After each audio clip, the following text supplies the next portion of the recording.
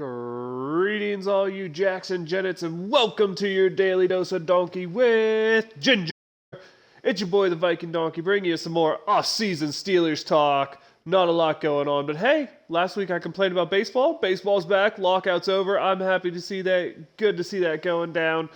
Makes me one happy person. But a lot of off-season news going around the NFL. I mean, Amari Cooper, really solid, talented receiver playing in Dallas most recently, gets traded to the Browns for only a 5th and 6th round draft pick, I believe. And I think there was a 6th round going back to Cleveland with Amari Cooper. Kind of weird, kind of strange thing to see, but hey, the Browns had some space, I guess. They're willing to take on that $20 million. Dallas didn't want it at all, so now Amari Cooper is a Cleveland Brown. We also had quarterbacks on the move. Denver making a huge trade out there. They went and got Russell Wilson, gave up a couple firsties, a lot of players. I don't know if that really even puts them up there. Like, you could argue he's the 3rd best quarterback, maybe the 4th best quarterback in that division, depending on if you're a believer in the stats Derek Carr puts up.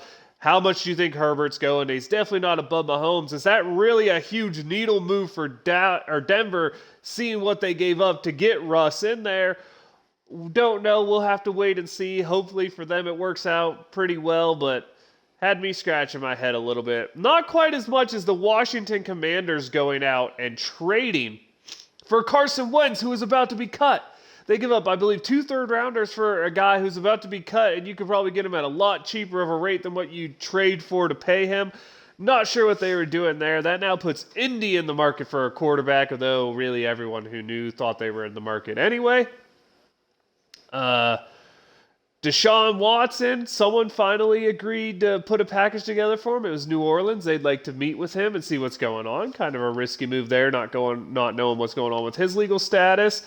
But, I mean, quarterback moves everywhere. Tom Brady just unretired, so Tom Brady's coming back to Tampa Bay. It's just quarterback carousel week, I guess. Quarterbacks on the move everywhere, it seems. I mean, Garoppolo's name's now the hot one on the list. Sounds like the Steelers might be interested in Jacoby Brissett's the latest of news. Who knows? This is the week where things get hot and heavy with actual free agency starting. It's going to be fun. Who knows what's going to happen? I'd love to see the Steelers add Marcus Mariota as my number 1. My number 2 is Mitch Trubisky. I know it seems kind of weird to want those as the 1-2 options to add, but I'd like to add a mobile quarterback and draft a quarterback in the first round. So you know where I stand with that. I just thought it was pretty interesting to see all the big players on the move in trades this week around the NFL. Brady coming back. Russ Wilson landed on a new team. Carson Wentz landed on another new team because no one seems to really want to keep him. And fun name that I keep forgetting to mention, maybe the Steelers could trade for Gardner Minshew. He just seems like a guy who would fit in well in black and gold. I don't know if it would be, but seems like he's the type of guy that would fit in really well. Now that we covered some things going on in the NFL, let's talk about some signings the Steelers made of their own guys. Retaining Arthur Millette, who was a good run-stopping nickel corner last year for us on a 2-year deal, and bringing back Miles Killebrew on a 2-year deal. He played really well on special teams, but did not play very well in limited safety time and limited linebacker time. I believe he got 2. But bringing back both of them is probably good. Dwayne Haskins, I believe we gave him an original round tender, meaning we can match anything as a restricted free agent. We can match anything, or if someone signs him, we get a first-round draft pick. Big talk around is that the Steelers might be interested in Carlton Davis, who injured a little bit last year for Tampa, but was a solid number 1, back-end number 2 cornerback. That's good to know. Seems like we're going to be moving on from Joe Hayden, which I'm a fan of because Joe Hayden definitely showed a lack of speed last year, was getting beat deep.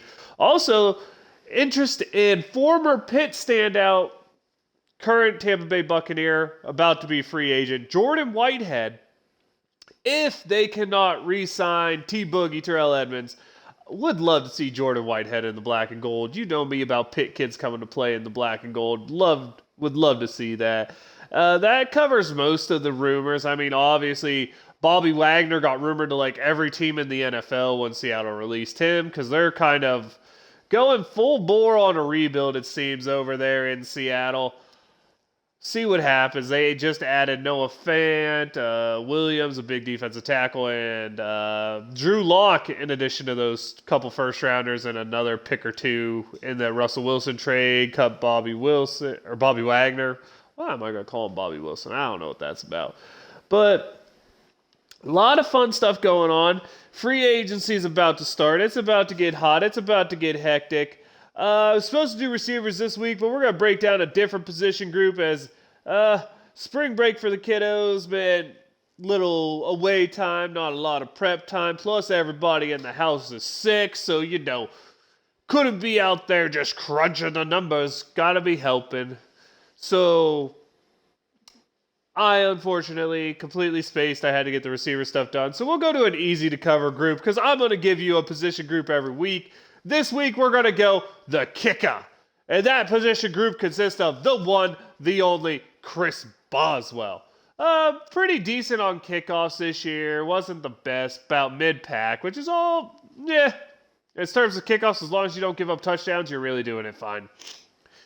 Field goals, he goes 36 of 40. That's 90%. Nothing to complain at there. One of the best in the league. Unfortunately, though, not the best in the division. Darn you, Justin Tucker. But Boswell, just an absolute champ. 27 and 29 on PATs. I mean, you don't want to see PATs. Probably the most infamous play was the absolute boring fake call they had that got Boswell knocked out. It's probably the only negative I really have to say about Boswell this season is that fake was terrible. Boswell running to the sideline, let him get self-hit was terrible. The decision on that was terrible. But for one position group that I have to give only a B+ to, just because that fake stays in my head and I can't give an A to a position group where just one play holds it. It was really close to an A- for me, but you're going to see a B+ here. And probably in terms of position groups, the only B+ you're going to see. So I would say you're going to see kicker be my highest rated one. My breakdown for it was simple. Boswell was good Boswell, not that 1 year of bad Boswell. He put him between the uprights. He did what he needed to do on kickoffs. He looks terrible when we fake it, so we should never do that stuff again. But at the end of the day, Chris Boswell did his job. Chris Boswell got stuff done. And, hey, when you're the Steelers, you can't complain about that. That's all I got for this week.